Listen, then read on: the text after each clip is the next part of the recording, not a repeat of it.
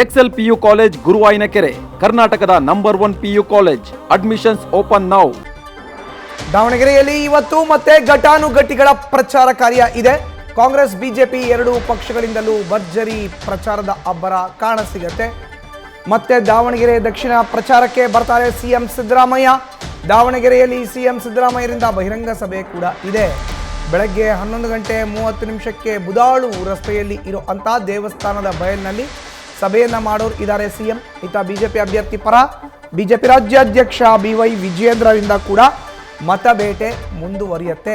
Srinivasa T, Dasakariyappa ಪರ ಪ್ರಹ್ಲಾದ್ ಜೋಶಿ ಕೂಡ ಪ್ರಚಾರವನ್ನು ಮಾಡ್ತಾರೆ. ಹೆಚ್ಚಿನ ಮಾಹಿತಿ ನೀಡ್ತಾರೆ ನಮ್ಮ ಪ್ರತಿನಿಧಿ ರಾಘವೇಂದ್ರ. ನೇರ ಸಂಪರ್ಕಕ್ಕೆ ಜಾಯ್ನ್ ಆಗಿದ್ದಾರೆ. ರಾಘವೇಂದ್ರ, ಇವತ್ತು ದಾವಣಗೆರೆ ದಕ್ಷಿಣದಲ್ಲಿ ಮತ್ತೆ ಮತಬೇಟೆ. ಒಂದ್ ಕಡೆ ಸಿಎಂ ಸಿದ್ದರಾಮಯ್ಯ, ಮತ್ತೊಂದು ಕಡೆ ಬಿಜೆಪಿ ರಾಜ್ಯಾಧ್ಯಕ್ಷ BY ವಿಜಯೇಂದ್ರ, ಕೇಂದ್ರ ಸಚಿವ ಪ್ರಹ್ಲಾದ್ ಜೋಶಿ ಕೂಡ ಸಾಥ್. ಏನೆಲ್ಲ ಆಗೋದು ಇದೆ ಇವತ್ತಿನ ಅಖಾಡದಲ್ಲಿ ಪ್ರಚಾರದ ಅಬ್ಬರ?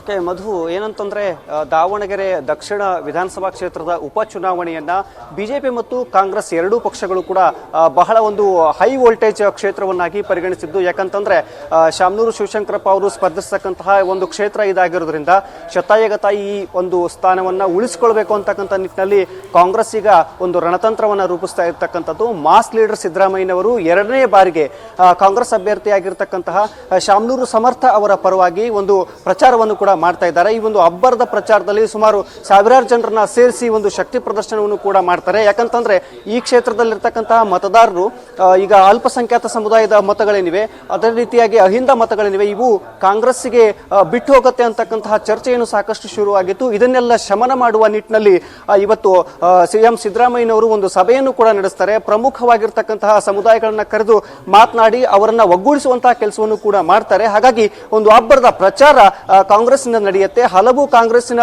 ನಾಯಕರು, ರಾಜ್ಯ ನಾಯಕರು ಕೂಡ ಈ ಒಂದು ಸಭೆಯಲ್ಲಿ ಮತ್ತು ಪ್ರಚಾರದಲ್ಲೂ ಕೂಡ ಭಾಗಿಯಾಗ್ತಾರೆ. ಇದಕ್ಕೆ ಕೌಂಟರ್ ಅನ್ನೋ ರೀತಿಯಲ್ಲಿ ಬಿಜೆಪಿ ರಾಜ್ಯಾಧ್ಯಕ್ಷರಾಗಿರ್ತಕ್ಕಂತಹ BY ವಿಜಯೇಂದ್ರ ಅವರ ನೇತೃತ್ವದಲ್ಲಿ ಬಿಜೆಪಿಯು ಕೂಡ ಒಂದು ರಣತಂತ್ರವನ್ನ ರೂಪಿಸಿರ್ತಕ್ಕಂಥದ್ದು.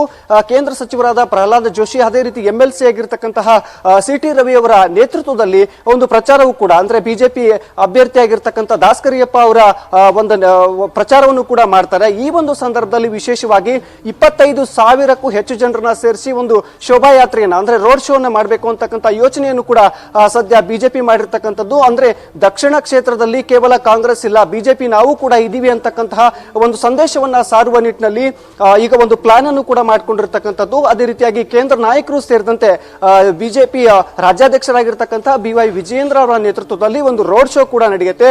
ಪ್ರಮುಖ ಈಗಾಗಲೇ ಏನಂತಂದ್ರೆ BY ವಿಜಯೇಂದ್ರ ಅವರು ಕೂಡ ಕ್ಷೇತ್ರದಲ್ಲಿ ಬಿಟ್ಟಿರ್ತಕ್ಕಂಥದ್ದು.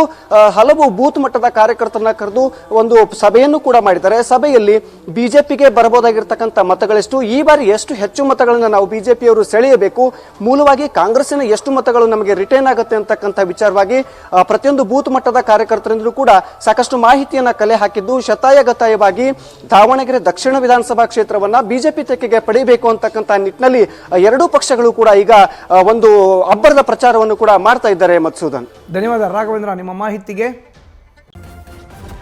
ನ್ಯೂಸ್ ಫಸ್ಟ್, ನಿರ್ಭೀತಿಯಿಂದ ನಿಮ್ಮ ಪರವಾಗಿ.